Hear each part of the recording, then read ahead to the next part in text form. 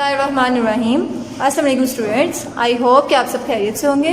Student, last lecture number 8 पे हमने activity 1.1 से लेकर 1.8 तक की थी। आज हम एक्टिविटी 1.9 करेंगे, जिसमें स्टूडेंट्स आपको कंपैरिजन दिया गया है। एक एल्गोरिदम आपको इसके नीचे दिया गया हुआ है एक्टिविटी के, एक उसने प्रेफर किया हुआ है आपको एल्गोरिदम 9। ठीक है, हमने इनमें कंपैरिजन करना है और कंपैरिजन करके बताना है कि इनमें से कौन सा एल्गोरिदम मोर एफिशिएंट है। ठीक है, अब स्टूडेंट्स हम सबसे पहले अपने पहले एल्गोरिदम की तरफ आते हैं, एल्गोरिदम नंबर 1। ठीक है, मैंने इसको जो आपके इस एक्टिविटी के नीचे दिया है उसको मैंने एल्गोरिदम नंबर 1 दिया हुआ है नाम। स्टूडेंट्स यहाँ पर देखें, स्टेप 1 स्टार्ट, स्टेप 2 पे इनपुट की दो वैल्यूज n1 n2।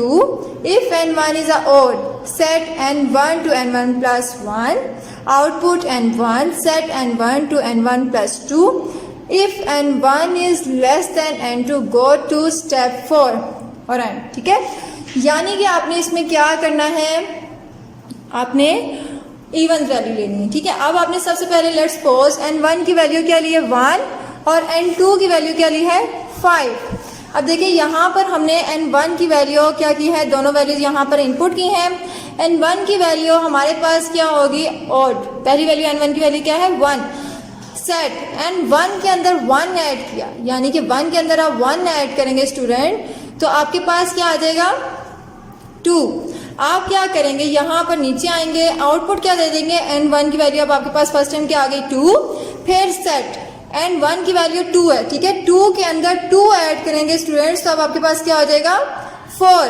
आप यहाँ पर जाकर इसको चेक करेंगे, 4 is less than and equal to, देखें n2, यानी लेस देन किसके आना चाहिए n2 के। n2 की वैल्यू क्या थी स्टूडेंट्स 5। आप लोगों ने यहाँ पर कंपैरिजन किया इसको, यहाँ पर आपको पता चला n1 जो 4 है वो लेस है n2 से। इसका मतलब हम दोबारा रिपीट करेंगे। वो कहता है अगर तो ये कंडीशन आपकी क्या हो गई, रॉन्ग हो गई, यानी अगर रॉन्ग होगी फिर तो इसको हम एंड कर देते हैं, लेकिन अगर ये सही है यानी अभी भी लेस है, तो इसका मतलब दोबारा हम किस पे चले जाएंगे, n4 पे। ठीक है, स्टेप 4 लिखा हुआ है, हम दोबारा स्टेप 4 पे जाएंगे। n1 की वैल्यू क्या है 4, n1 की हमने क्या की वैल्यू, n1 के अंदर जब हमने 2 ऐड किया, तो अब 4 के अंदर जब 2 ऐड करेंगे स्टूडेंट तो ये 6 हो जाएगा। 6 को कंपेयर करेंगे n2 से, 6 इज ग्रेटर देन n2। ठीक है, यहाँ पर ये रॉन्ग हो गया, इसका मतलब यहाँ पर ये एंड हो गया। स्टूडेंट लेट्स आप देखते हैं हमने कितने स्टेप्स किए, देखिए 1 2 3 4 5 6 7। यहाँ से हम दोबारा जब स्टेप 4 पे गए थे, ठीक है 4 पे जब गए थे हमने कितने स्टेप किए 5 6 7, यानी कि आपके पास पहले 7 थे, फिर आपने कितने किए 8 9 10, यानी टोटल स्टेप्स कितने हो गए आपको इसे कंप्लीट करने के लिए 10 हो गए। अब हम दूसरे एल्गोरिदम की तरफ आते हैं, हमारे पास उसमें क्या है, स्टेप 1 उसका स्टार्ट है। यहाँ पर स्टूडेंट्स n1 की वैल्यू लेंगे। ठीक है, n1 की वैल्यू 1 ली। If n1 is less than and equal to n2, यहाँ पर हमने क्या किया, n1 की वैल्यू को कंपेयर किया, छोटा भी है। ठीक है, n2 के यहाँ स्टेप 4 पे आ गए, n1 का मोड लिया 2 से इक्वल टू 0। अगर तो इक्वल टू 0 आता है तब हम आउटपुट दे देंगे। ठीक है, अगर तो वो इक्वल 0 आता है तो आउटपुट दे देंगे, वरना हम उसके क्या कर देंगे, आगे हम स्टेप 5 पे चले जाएंगे। यहाँ पे जब हम 1 का मोड लेंगे 2 से तो इक्वल टू 0 नहीं आता, हम आउटपुट नहीं देंगे। नेक्स्ट स्टेप में हम चले जाएंगे, आपके पास n2 की यानी n1 की वैल्यू क्या थी 1 के अंदर 1 ऐड करेंगे 2। ठीक है, गो टू स्टेप 3, दोबारा रिपीट हो जाएगा। अब क्या हुआ, आपने क्या किया, n1 की वैल्यू आपके आगे पास आ गई 2 को लेस देन है और इक्वल टू n2 के। ठीक है, आपने दोबारा उसको उसी तरह किया, मोड लिया 0 आ गया, आउटपुट आपने दे दी n1। अब दोबारा n1 के अंदर अब आपकी नेक्स्ट टाइम वैल्यू क्या थी 2 के अंदर जब हम 1 ऐड करेंगे स्टूडेंट, तो अब आपके पास वैल्यू क्या हो जाएगी 3 को हम दोबारा स्टेप 3 पे चले जाएंगे, फिर हम कंडीशन चेक करेंगे। अब इस तरह दोबारा आप स्टेप 4 पे आएंगे, स्टेप 4 को 3 का मोड लेंगे 2 से इक्वल टू 0 आएगा तो ओके है, नहीं तो हम क्या करेंगे, उसको हम आउटपुट नहीं देंगे। फिर हम नेक्स्ट स्टेप 5 पे चले जाएंगे, 5 में आप 3 के अंदर 1 ऐड करेंगे, 1 की वैल्यू क्या हो जाएगी 4। अब फिर आप गो टू स्टेप किस में चले जाएंगे, अभी तक हमारी कंडीशन क्या होती जा रही है सही। आप इसी तरह रिपीट करते जाएंगे, हर दफा उसके अंदर ऐड करेंगे, स्टेप इसमें चलेंगे जाएंगे। लास्ट में जब आपके पास 5 आ जाएगा, n1 की वैल्यू क्या हो जाएगी 5 के अंदर 1 ऐड करेंगे तो फिर दोबारा जब ऊपर जाएगी कंडीशन चेक हो जाएगी तो 6 आ जाएगा। जब 6 इज लेस देन और इक्वल टू हो जाएगी N2, स्टूडेंट्स यहाँ से ये क्या हो जाएगा, एंड हो जाएगा। ठीक है, इसका यहाँ पे ये दोबारा कंडीशंस खत्म हो जाएंगी। तो इसका मतलब है कि हमने स्टेप 2 में, एल्गोरिदम 2 में स्टूडेंट्स बहुत सारी, यानी कि हमने बार बार उस कंडीशन को चेक किया, अल्ट्रेशंस बहुत थी। ठीक है, आप बार बार कंडीशन को चेक कर रहे थे, रिपीटेशंस बहुत थी, जिसकी वजह से एल्गोरिदम जो 2 है वो बहुत लॉन्ग है। इसी तरह अगर हम इसका आंसर देखते हैं ना स्टूडेंट, अगर हम इसके नॉर्मली स्टेप भी देखते हैं, देखिए 1 2 3 4 5 6 7, हमने 2 से लेकर 5 तक जो कंडीशंस चेक की बार बार, देखिए उसमें हमने स्टेप 3, स्टेप 4, स्टेप 5, स्टेप 6, यानी कि 2 के लिए भी हमने दोबारा ये चेक किया, 3 के लिए भी ये दोबारा कंडीशन सारी चेक की, 4 के लिए भी और 5 के लिए, और दोबारा हमने 6 के लिए। इसका मतलब है कि हमने 24 स्टेप दोबारा रिपीट किए। ठीक है, आपने भी अपनी कॉपी में इनको चेक करना है कि आपके 24 स्टेप्स कंप्लीट हो रहे हैं कि नहीं। मैं दोबारा बता देती हूँ किस तरह। एक तो आपने 1 के लिए ये सारे 7 यानी स्टेप्स आपने 6 तक किए, लेकिन आपने 2 3 4 5 के लिए 3 भी चेक किया दोबारा, 4 भी, 5 6, यानी ये 4 स्टेप आपने अपने 4 यानी वैल्यूज के लिए किए, जिसमें आपकी कौन सी वैल्यू आती थी, 2 3 4 5, और बाद में आपने जो 6 की यहाँ पे कंडीशन चेक की वो भी इंक्लूड हो जाती है, स्टेप 5, स्टेप 7 भी। स्टूडेंट्स अब देखें, हम इसका कंपैरिजन करते हैं। मैंने लास्ट में सोल्यूशन लिखा, आप क्या लिखेंगे, एल्गोरिदम 1 जो मैंने इसको नाम दिया था, एल्गोरिदम 2 इसको। Algorithm 1 is more efficient than algorithm 2 because it will use less number of step in order to solve the problem. ठीक है, ये लेस नंबर ऑफ स्टेप थे, फौरन ही सॉल्व हो गया था, लेकिन इसमें स्टेप बहुत ज्यादा थे, जिसकी वजह से हम कहते हैं ये मोर एफिशिएंट है। दूसरा, आपको स्टूडेंट्स जाहिर सी बात है ये जल्दी सॉल्व हो गया था, ये लेस मेमोरी लेगा आपके कंप्यूटर के अंदर। ओके, अब आपने इसको, ये सोल्यूशन को इसी तरह अपनी कॉपीज में साथ साथ लिखें और एक्टिविटी को सोल्व करना है। आपने देखना है कि आपके स्टेप्स कम हैं, ताकि अगर इसे मिलते जुलते आपके पास बोर्ड में कभी भी क्वेश्चंस आए आप इसको सोल्व कर सकें। स्टूडेंट नेक्स्ट आपके पास आती है एक्टिविटी 1.10, जिसमें आपको कहा गया है कि स्टूडेंट्स क्या करते हैं, ऑटोमेटिक मशीन है उसमें अटेंडेंस लगाते हैं, आके अपने फेस स्कैन करते हैं, वो ऑलरेडी जो उन्होंने सेव किया होता है डेटाबेस में, अपना डेटाबेस में यहाँ पे आपका ऑलरेडी जो डेटाबेस में आपका सेव होता है, फेस स्कैन करके उसे स्कैन करता है। अगर तो उसके सेम होता है तो वो क्या करता है, आपके स्टेटस मार्क कर देता है। वो कहता है इसी तरह अगर आप इनविरेट डेटा लगाते हैं और आपने चेक करना है, टेस्ट डेटा लगाते हैं और आपने चेक करना है क्या वाकई ही वो काम करता है, जैसे कि आपके नज़दीक क्या क्या सोल्यूशन होंगे। एक तो हम स्टूडेंट ये देख लेंगे कि स्टूडेंट की अगर ड्रेसेस हम डिफरेंट करते हैं विंटर समर, तब भी वो अटेंडेंस लगाते हैं। दूसरा, हम ये देख लेंगे स्टूडेंट्स अगर किसी बच्चे का फेस इंजर्ड है वो देन भी उसकी अटेंडेंस मार्क कर रहा है। थर्ड में यह है कि अगर वो क्या करता है, किसी बच्चे और की तस्वीर, यानी कि हम पिक्चर फेस की बजाय हम उसकी तस्वीर ले लें, ठीक है, किसी बच्चे की, अगर हम उसको स्कैन करते हैं क्या स्टूडेंट वो तब भी उसको वो अटेंडेंस मार्क करता है। स्टूडेंट ये एक सेल्फ एक्टिविटीज़ है, इसमें आप क्या कर सकते हैं, खुद से भी अपने ओपिनियन लिख सकते हैं, जो आपको लगता होगा ये टेस्ट डेटा करके हम उसे चेक कर सकते हैं कि अटेंडेंस मार्क होती है कि नहीं। ठीक है, नेक्स्ट आपके पास एक्टिविटी है 1.11, जिसमें आपको कहा गया है कि आपने एल्गोरिदम लें और उसमें आप क्या करें, इनवेरिएंट वैल्यूज लगाएं और चेक करें कि आपको आंसर गिवन मिलता है कि नहीं। ठीक है स्टूडेंट्स, आपने क्या किया, यहाँ पर स्टेप 1, स्टेप 2, स्टेप 3, स्टेप 4, 5 हमने एक एल्गोरिदम लिया है जिसमें हम वॉल्यूम ऑफ साइड मालूम करें। वॉल्यूम मालूम करें है, वॉल्यूम का फार्मूला है side multiply by side multiply by side, यानी साइड का क्यूब। इनपुट पे हमने लिया है नंबर और साइड। आप लोग क्या करेंगे, स्टेप आप अगर 2 पे देखें, आप लोग यहाँ पर क्या करते हैं, अगर देखिए यहाँ पर आपको नॉर्मली पुट तो क्या करना चाहिए, नंबर वैल्यू करनी चाहिए, लेकिन आप क्या करते हैं, नंबर की बजाय स्ट्रिंग नंबर कैरेक्टर ही दे देते हैं। ठीक है, आपको इसे नंबर स्ट्रिंग का मतलब होता है कोई अल्फाबेटिक नाम दे देते हैं। ठीक है, तो इससे क्या होता है, आपका आंसर तो आएगा नहीं, इससे आपको क्या होगा, एक रॉन्ग मैसेज आएगा। इनपुट दिया है तो जाहिर सी बात है आपको मैसेज आएगा जिसमें बताया जाएगा कि आपकी इनपुट रॉन्ग है, जिसकी वजह से आपका आंसर नहीं आ सकता। आप इस एल्गोरिदम की जगह कोई और भी एल्गोरिदम ले सकते हैं। सोल्यूशन आप अच्छी तरह इसको याद कर लें, साथ साथ लिख लें। ये नॉर्मल सी छोटी सी एक्टिविटी थी जो आप साथ साथ करेंगे। स्टूडेंट नेक्स्ट आपके पास एक्टिविटी आती है 1.12, जिसमें कहा गया है कि आपने क्या करना है, कोई भी अगर जिससे वार्डन वगैरह है, ठीक है, ट्रैफिक पुलिस मोटरवे पे, उन्हें एक ऐसा फ्लो चार्ट बनाना है कि आप क्या करें, उसके कोड एंटर करें और उससे कितना चलान हुआ है वो आपको बता दें। ठीक है, आपकी बुक में उसका एक चार्ट दिया गया है। आपने क्या करना है, जिससे मैंने लिया है, डिसीजन सिंबल्स लेने हैं। ठीक है, आपने कोड एंटर करें, इनपुट में आप कोड देंगे। लेट्स सपोज कि आपने क्या किया, 1 बाय 1 सारे कोड्स लिख दिए, ठीक है। आगे उसको कितना हुआ है बिल, वो बस ऐसा करे कि आपका वो कोड एंटर करे और वो बता दे कि कितना उसको पर्सन को बिल हुआ है, ठीक है। आपने क्या करना है, कोड 20 प्रिंट कितनी रुपीज़ हो जाएंगी उसकी, 1000 हो जाएंगी। फिर अगर उसके आता है कोड 21 तो उसके पास कितना, उसको कितना चालान होगा, 500 से लेकर 1000। इसी तरह कोड अगर 22 करते हैं उसको कितना चालान होगा, 500 से 1000। इसी तरह अगर उसका कोड A23 है तो उसको 1000 से 2000। A24 का कितना बिल होगा, 1000 से 5000।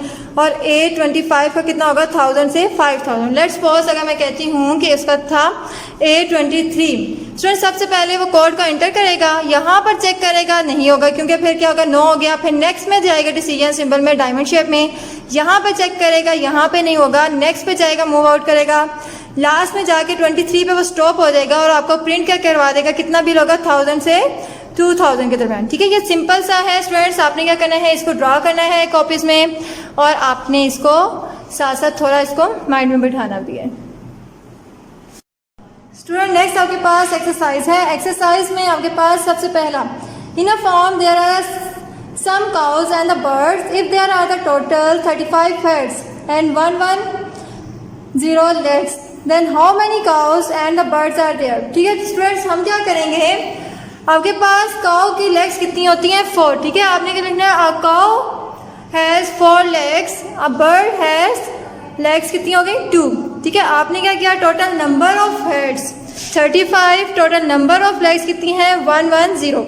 आपने क्या करना है, 110 को ऐसा एडिंग, कोई ऐसे दो आपके पास होने चाहिए इवन नंबर्स जिनको ऐड करके क्या आ जाए, 110 आ जाए। स्टूडेंट्स इसके लिए हम क्या करेंगे, 80 और 30 को क्या करेंगे, हमने दो नंबर खुद से एज्यूम किए, लेट 80 और 30। स्टूडेंट हम डिफरेंट वैल्यूज लगा के देखेंगे कि आपके पास ये दोनों को ऐड करके 110 आता है। लेकिन ऐड करने के बाद हमने स्टूडेंट्स ये भी देखना है क्या वो मल्टी डिविजिबल बाय 4 और 2 हैं, ठीक है। जो हम डिविजिबल बाय करेंगे, जो आंसर है वो 35 हमें दे रहे हैं कि नहीं। जैसे कि पहला 80 है, मैंने 80 को 4 से डिवाइड किया, 20 आ गया। To find the number of birds, अब बर्ड्स 30, मैंने ऊपर 30, आपको दूसरा नंबर क्या था हमारे पास 30 को डिवाइड बाय 2 किया, आपके पास 15। अगर हम 20 और 15 को ऐड करते हैं ना तो स्टूडेंट ये हमें क्या दे देता है, 35। यानी कि हमारे हेड भी क्लियर हो गए और हमने जो इनकी लेग्स थी उनको हमने सेपरेट किया, कितनी कितनी होंगी, और उसका भी हमें आंसर क्या आ गया, पता चल गया कि ये इक्वल 110 ही आ रहे हैं। तो इसी तरह स्टूडेंट्स हम कहेंगे there are 20 cows and the 15 birds. Students next आपके पास ये जो आगे क्वेश्चन आंसर है ना, सारे ये आपके पास नोट्स में अवेलेबल है। आगे मैं आपको नेक्स्ट एमसीक्यूज है स्टूडेंट। सबसे पहला एमसीक्यूज है, which solutions are reached through the proper algorithms और वर्क प्लानिंग, ठीक है। हम लोग क्या करते हैं, कैंडिडेट सॉल्यूशन को क्या करते हैं, एक तो उसे प्रॉपर एल्गोरिथम बनाते हैं, हम चेक करते हैं, और सेकेंडली हम उसे प्लान करते हैं। नंबर 2 पे है, dash is a graphical representation of an algorithm. Algorithm से पहले हम जो ग्राफिकल रिप्रेजेंटेशन करते हैं वो क्या होती है आपके पास, फ्रेंड्स, फ्लो चार्ट। और नेक्स्ट है 3, which symbol is the flow chart is used either start or end of a flow chart, ठीक है। स्टूडेंट्स आप क्या कहेंगे, इसका आंसर क्या है, टर्मिनल, ठीक है। नंबर 4 पे है, dash means to test if the required solution is there, verification, ठीक है। हम वेरिफिकेशन करते हैं ना, जो अगर हमें सोल्यूशन रिक्वायर हो हम टेस्ट करने के लिए, अच्छे चेक करने के लिए। नेक्स्ट है 5 पे, in and dash the solution is working but not giving required result, ठीक है। यानी कि सोल्यूशन तो हमारा चल जाता है लेकिन हमें एक्यूरेट रिजल्ट नहीं देता। जैसे कि मैंने एग्जाम्पल हमने पहले पढ़ी थी, 2 + 3 को ऐड करके हमें पता है कि 5 ही आता है। आप क्या करते हैं, 2 + 3 की बजाय हम क्या कहते हैं, 4 कर देते हैं, आंसर तब ही आ जाएगा आपका, ठीक है, 6 आंसर आ जाएगा, लेकिन आपको एंड में पता चलता है। इस तरह के जो एरर्स होते हैं ना स्टूडेंट्स, हम उन्हें क्या कहते हैं, लॉजिक एरर। स्टूडेंट नेक्स्ट आपके पास है, fill in the blank. Before problem solving we need to first dash a problem, ठीक है। इसमें आपके पास एनालाइज होगी। जाहिर सी बात है, जब भी आपके पास कोई प्रॉब्लम आती है सबसे पहले आप उसे एनालाइज करेंगे, आप देखेंगे कि आपने उसमें क्या करना है, ठीक है। एंड नंबर 2 पे, an algorithm produce a defined set of steps. Algorithm में हमारे पास क्या होते हैं, स्टेप्स होते हैं। जैसे फ्लो चार्ट में आपके पास क्या होते हैं, सिंबल्स होते हैं, इसमें आपके पास क्या होते हैं, स्टेप्स होते हैं। Number 3, a flow chart utilize various dash and dash to map out the order of steps. एक तो आपके पास वेरियस क्या होते हैं, स्टेप्स होते हैं, दूसरा क्या होता है, टेक्स्ट। नंबर 4 पे in a flowchart symbol diamond is use to show a decision making. ठीक है, हम डिसीजन मेकिंग के लिए यूज करते हैं diamond shape. Dash is use to test the solution, verification. जब हमने कोई टेस्ट करना होता है तो हम क्या करते हैं, वेरिफिकेशन। स्टूडेंट नेक्स्ट आपके पास आता है फ्लो चार्ट। आपके पास क्वेश्चन 1.4 फर्स्ट फ्लो चार्ट है। Input a 2 number n1 n2 determine whether n1 divisible या डिवाइड n2 और नॉट। स्टूडेंट्स हम सबसे पहले क्या करेंगे, स्टार्ट लेंगे, फिर इनपुट में 2 नंबर लेंगे n1 n2 जो कि उसने खुद बता दी है। आप क्या करेंगे नेक्स्ट, फिर उसको रिमाइंडर करेंगे, n1 मॉड n2 डिवाइड करेंगे n1 की वैल्यू को n2 के साथ। अगर तो रिमाइंडर आंसर 0 आ जाता है तो स्टूडेंट्स अगर प्रिंट 0 आ जाता है तो हम कहेंगे ये इनडिविजिबल है, अगर नहीं आता तो हम क्या कहेंगे, ये डिविजिबल नहीं है। ठीक है, इसी तरह ये कंडीशन होगी तो एंड हो जाएगा, अगर ये भी कंडीशन आती है तो एंड हो जाएगा। ठीक है, आपके पास ये सिंपल सा फ्लो चार्ट है, आप इसे ड्रॉ करें खुद और इसकी प्रैक्टिस करें। स्टूडेंट नेक्स्ट है आपके पास flow chart. Input a year and determine whether it is a leap year or not. Student leap year कौन सा होता है, जो कि 4 पे डिविजिबल हो। ठीक है, हम क्या करते हैं, इस कंडीशन को चेक कैसे करना है, बाय फ्लो चार्ट। सबसे पहले हम क्या करेंगे, स्टार्ट लेंगे, इनपुट अ ईयर, आप ईयर लिखेंगे। ठीक है, इनपुट में आप ईयर देंगे। If year is divisible by 4 और रिमाइंडर क्या आ जाएगा 0। अगर तो डिविजिबल बाय 4 होता है, रिमाइंडर 0 आ जाता है, इसका मतलब क्या है, ये आपके पास ईयर क्या आएगा, लीप ईयर। और अगर नहीं आता तो आप क्या कहेंगे, it is a not a leap year. Let's suppose मैंने 2002 को किया तो ये 4 पर डिविजिबल नहीं था, रिमाइंडर आपका 0 2 आ गया, इसको हमें पॉइंट लगा करना पड़ेगा, लेकिन आपका रिमाइंडर 0 नहीं आया। इट्स मीन 2002 जो है ना वो आपके पास लीप ईयर नहीं था। इसी तरह अगर 2020 देखें, अगर हम इसको डिवाइड करते हैं तो आपके पास रिमाइंडर क्या आया है, 0। इसका मतलब ये है एक लीप ईयर है। ठीक है स्टूडेंट्स। स्टूडेंट नेक्स्ट आपके पास flow chart number 3। Input a number and calculate its factorial. ठीक है, फैक्टोरियल सबसे पहले स्टूडेंट हम ये समझते हैं फैक्टोरियल क्या होता है। लेट्स सपोज अगर हमें 5 का फैक्टोरियल दिया जाता है, इसका मतलब 5 multiply 4 multiply by 3 multiply by 2 multiply 1, इन सब को आपस में मल्टीप्लाई करेंगे तो आंसर आ गया 120। ठीक है स्टूडेंट, यानी कि आपको जो नंबर दिया जाता है उसे प्रीवियस सारे नंबर से मल्टीप्लाई किया जाता है और उसका जो आंसर आता है उसको हम क्या कह देते हैं, ये इसका क्या है, फैक्टोरियल। स्टूडेंट्स अब इसका फ्लो चार्ट कैसे ड्रा करेंगे, सबसे पहले स्टार्ट है इनपुट n, एक नंबर जो हमने लेना है वो, फैक्टोरियल की वैल्यू क्या है 1, factorial equal factorial multiply by n। ठीक है, इफ यहाँ पे हमने कंडीशन लगा दी n इज लेस देन और ग्रेटर, n जो है वो ग्रेटर देन और इक्वल टू क्या हो गया 1 हो गया। आपके पास n में से n माइनस 1। चलिए स्टूडेंट्स हम स्टार्ट करते हैं। सबसे पहले देखें n की वैल्यू लेट्स सपोज मैंने क्या ली है 5। आप क्या करेंगे, यहाँ से फैक्टोरियल की वैल्यू 1, फैक्टोरियल की वैल्यू आपके पास क्या है 1 है और n की वैल्यू क्या है 5, इन दोनों को आपस में मल्टीप्लाई किया 5 आ गया। यहाँ पर आकर हम चेक करेंगे, नेक्स्ट आपके पास अभी भी कंडीशन क्या है 1 के इक्वल नहीं है, n की वैल्यू 5 है, तो क्या होगा 5 में से 1 माइनस हो जाएगा। अब n की वैल्यू क्या आएगी 4। ठीक है, आप n के माइनस करेंगे, यहाँ पर जो n माइनस हमने यहाँ पर किया, यहाँ पर देखिए 4 आ गया। और फैक्टोरियल की नई वैल्यू क्या थी स्टूडेंट्स, अब हमारे पास नई वैल्यू हमारे पास थी फैक्टोरियल की 5। अब 4 को 5 से मल्टीप्लाई करेंगे 20। इसी तरह हर दफ़ा यहाँ पर जब दोबारा 4 आएगा, 4 में से -1 कर देंगे 3 आ जाएगा। फैक्टोरियल की नई वैल्यू क्या थी, न्यू हमारे पास 20। आप क्या करेंगे 3 को 20 से मल्टीप्लाई करेंगे, आंसर 60 आ जाएगा। इसी तरह आपके पास 3 को फिर माइनस करेंगे 2 आ जाएगा, 2 को मल्टीप्लाई बाय 16। आपने ये याद रखना है, एक तो फैक्टोरियल की वैल्यू वो होगी जो न्यू आती जाएगी और स्टूडेंट यहाँ पर n की वैल्यू जो चेंज होती जाएगी। जैसे पहले तो 5 थी, 5 में से -1 किया 4, नेक्स्ट दफ़ा 4 में से -1 किया 3, 3 में से -1 किया 2। इसी तरह ये फ्लो चार्ट चलता रहेगा, लास्ट में ये आ जाएगा 2 - 1 को मल्टीप्लाई कर देंगे 120 से, तो स्टूडेंट्स अब आपके पास आंसर क्या आ गया 120।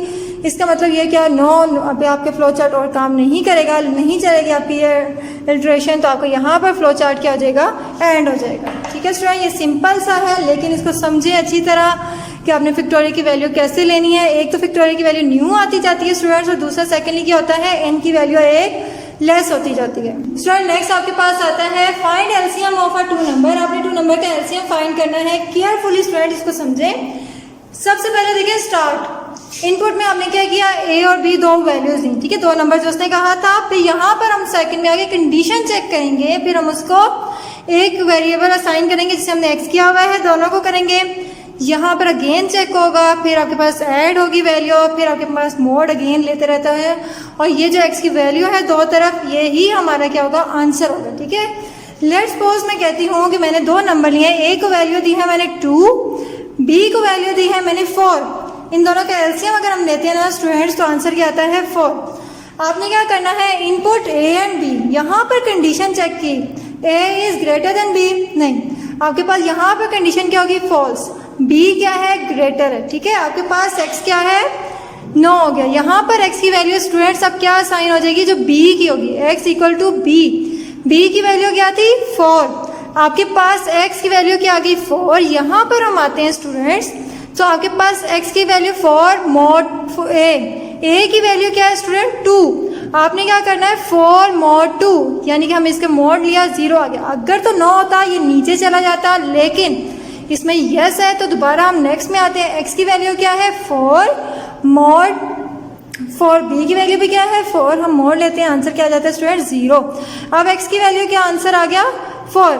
इसी तरह स्टूडेंट ये जो दोनों x का आंसर था वो क्या था 4, और जब हम इनका मोड लेते हैं तो आंसर दोनों का 0 आ जाता है। इसका मतलब है कि हम प्रिंट क्या करवा देंगे x। स्टूडेंट्स अब x की वैल्यू दोनों में क्या थी 4, इसीलिए हम कहेंगे 4 इनका a और b का क्या है एलसीएम है, ठीक है स्टूडेंट। ये देखिए यहाँ पर भी इसका एलसीएम लेने से भी यही आया, और यहाँ पर भी ये जो हम ले रहे हैं मोड ले रहे हैं x का, ये ही इस x का आंसर है, इसलिए हम प्रिंट क्या करवा देंगे x। स्टूडेंट नेक्स्ट मैंने अगेन वैल्यू चेंज की है। सबसे पहले a की वैल्यू क्या दी है मैंने 3, b की वैल्यू दी है मैंने 2, ठीक है। अगर हम a की वैल्यू जो हमारे ग्रेटर दी है, b की वैल्यू क्या दी है लेस दी है, ठीक है स्टूडेंट्स। अब इसमें क्या होगा, एलसीएम क्या आ रहा है 6। अब देखें a की वैल्यू ग्रेटर है, इसका मतलब है यस हो गया, तो x की वैल्यू क्या हो जाएगी a की वैल्यू क्या है हमारे पास 3, हम 3 का मोड लेते हैं इधर जाके स्टूडेंट्स, तो 0 आ गया, ठीक है। जब हम इधर आते हैं ना यस करके, तो यहाँ पर हम मोड नहीं ले सकते, यानी कि अगर हम 3 mod 2 लेते हैं ना स्टूडेंट्स, तो आपके पास रिमाइंडर क्या हो जाता है 0 नहीं आता। अब क्या होगा इस केस में, जब आपके पास रिमाइंडर 0 नहीं आएगा स्टूडेंट्स, तो आपकी नो यदि यहाँ से कंडीशन, तो आप x के अंदर एक वैल्यू ऐड करते हैं, जैसे 3 के अंदर 1 ऐड किया तो वैल्यू क्या आ गई 4। अब हम यहाँ पर आते हैं 4, यहाँ पे 3 से 2 यानी कि a के 3, यानी कि आपके पास 4 mod 3 का आंसर 0 नहीं आता, यह कंडीशन फिर रॉन्ग होगी। फिर हम इधर जाएंगे 4 के अंदर 1 ऐड करेंगे, यहाँ पर 4 + 1 किया तो 5 आ गया, 5 का मोड लिया 2 के साथ, 2 की वैल्यू क्या है 3, तो रिमाइंडर आपका 0 नहीं आता। फिर अगेन चलाएंगे हम 5 के अंदर 1 ऐड करेंगे, आपके पास अभी भी मोड क्या 0, रिमाइंडर क्या आया।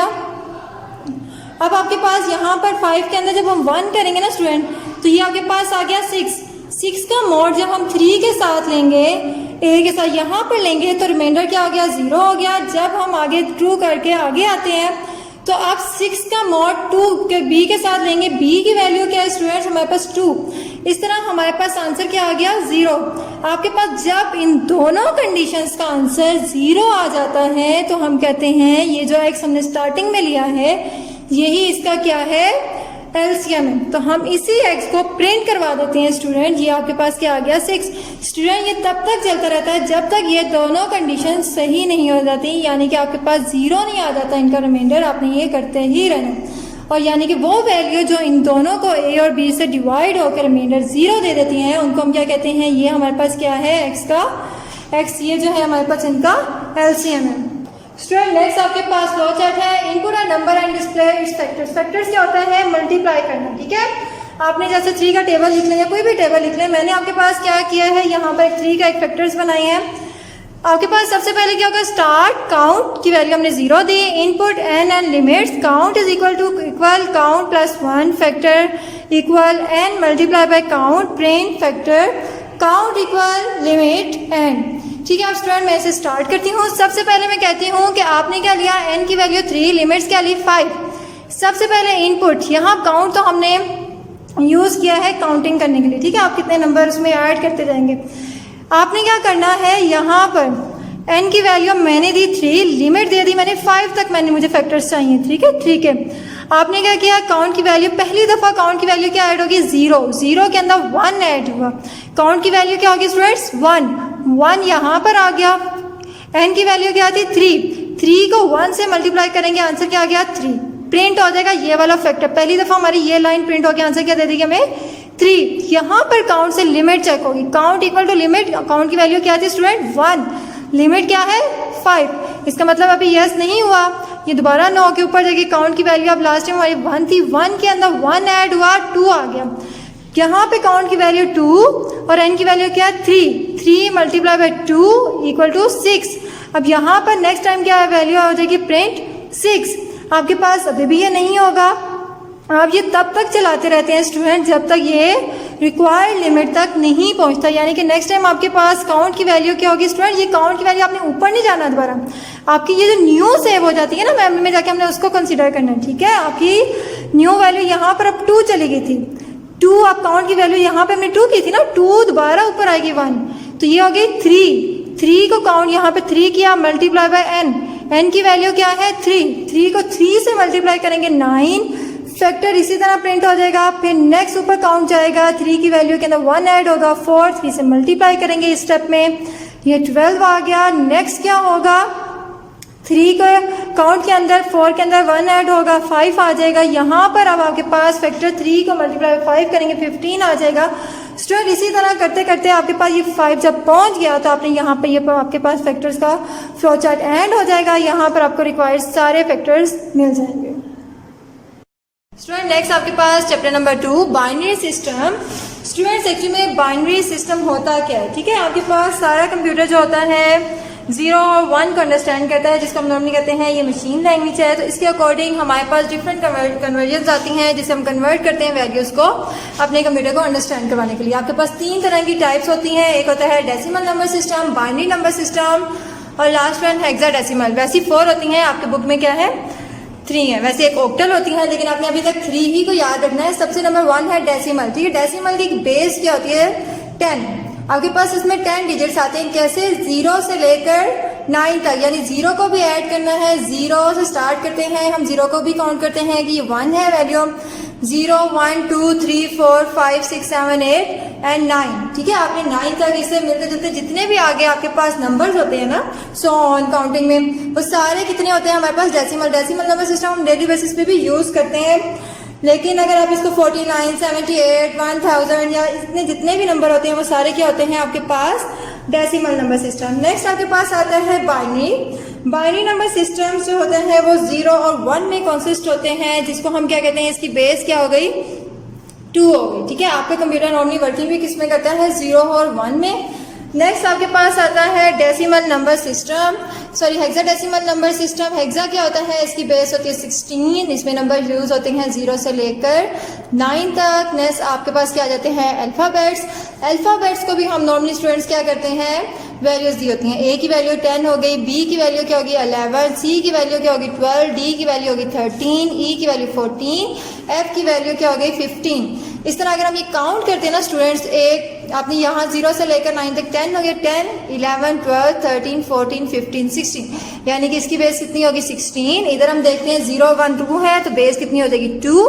0 से लेकर 9 तक काउंट करेंगे, इसकी बेस कितनी हो गई 10। स्टूडेंट हम इस चैप्टर में आगे कन्वर्जन्स पढ़ेंगे कि डेसिमल से बाइनरी और हेक्सा कैसे करते हैं, हेक्सा बाइनरी से डेसिमल और हेक्सा कैसे करेंगे, और हेक्सा से डेसिमल और बाइनरी कैसे कन्वर्जन की जाएंगी। स्टूडेंट यहाँ पर मैं आपको बाकी आगे अंडरस्टैंड करने के लिए थोड़ी सी चीज़ें बता रही हूँ।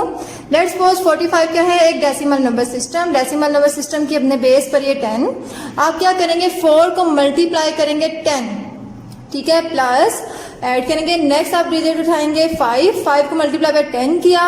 स्टूडेंट्स हम लोग क्या करेंगे राइट से लेफ्ट की तरफ जाएंगे पावर देने, ठीक है। 0 से स्टार्ट करनी है, 0 1 आप इस तरह लेंगे, पहली दफा 10 को कितनी वैल्यू दी 0, नेक्स्ट 10 को कितनी वैल्यू दी 1। स्टूडेंट इससे आगे जितनी सॉन वैल्यूज होंगी आप इसी तरह वैल्यूज देते जाएंगे। स्टूडेंट यहाँ पे देखें, ये जो मैंने आपको ब्लैक में बताया इसको हम कहते हैं फेस वैल्यू, और ये जो 10 दिया है जिसमें हमने कन्वर्ट करना होता है उसको हम कहते हैं ये इसके क्या है वेट, और ये जो 0 1 रेड में है ये आपके पास क्या है इसकी पोजीशंस, ठीक ठीक है, आपने याद रखना है वेट फेस वैल्यू क्या होती है, वेट क्या होती है और पोजीशंस क्या होती हैं। ठीक है स्टूडेंट्स, आपने साथ साथ ये भी याद रखना है जब 10 रेज टू पावर 0 होती है ना, कोई भी वैल्यू 2 रेज टू पावर 0, कोई भी वैल्यू जो उसकी पावर 0 हो, ठीक है, तो आपने याद रखना है वो 0 नहीं होती है, उसकी वैल्यू क्या होती है 1 होती है। ठीक है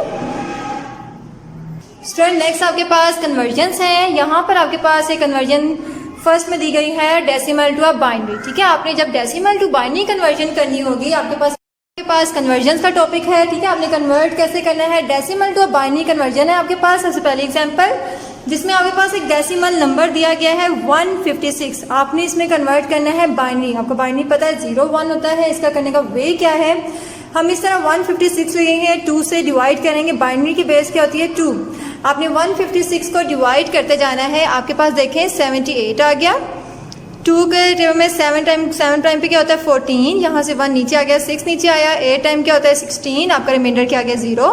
आप कहेंगे 78 और है डैश डाल के क्या लिख देंगे रिमाइंडर 0।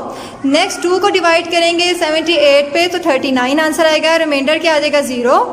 2 को डिवाइड करेंगे 39 पे आंसर 19 आ जाएगा, रिमाइंडर 1। इसी तरह 2 को डिवाइड करेंगे 19 पे तो आंसर 9, रिमाइंडर 1। 2 को डिवाइड करेंगे 4 पे तो आपका 9 आता है, इसलिए रिमाइंडर 1 आ जाएगा। 2 को डिवाइड करेंगे 4 से तो 2 आ जाएगा, रिमाइंडर 0। इसी तरह 2 को डिवाइड करेंगे 1 और 0। इसी तरह जब हम 1 को डिवाइड करेंगे 2 से 0 टाइम, रिमाइंडर 1 आ जाएगा।